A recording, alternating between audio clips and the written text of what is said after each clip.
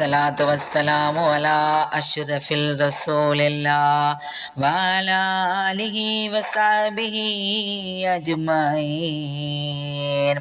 ഏറെ ബഹുമാനപ്പെട്ട ഉമ്മമാരെ, സഹോദരങ്ങളെ, എൻ്റെ വീഡിയോ കേൾക്കുന്ന കാണുന്ന എല്ലാവർക്കും അസ്സലാമു അലൈക്കും വറഹ്മത്തുള്ളാഹി തആല വബറകാതുഹു.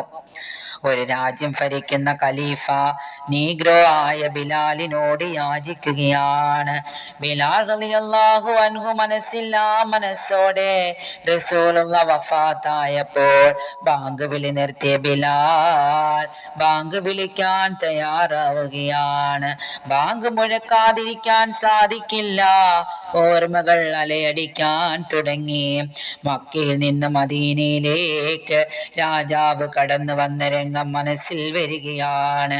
ഇന്ന് കോടാനുകോടി മസ്ജിദിലൂടെ ഉയരുന്ന ബാങ്കിനൊരു ഉദ്ഘാടകനുണ്ടെങ്കിൽ അത് ബിലാൽ റളിയല്ലാഹു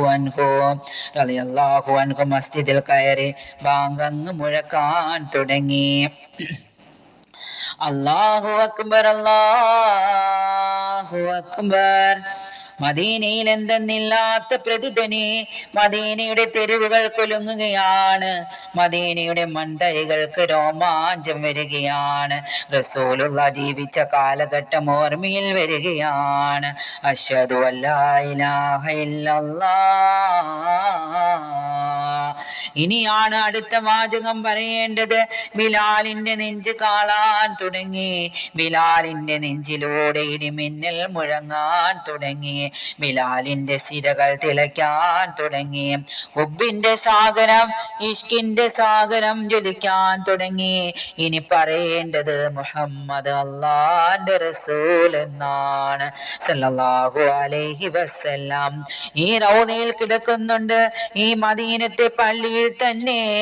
അവിടെ തന്നെ ഖിയാമത്ത് നാൾ വരെ കിടക്കും.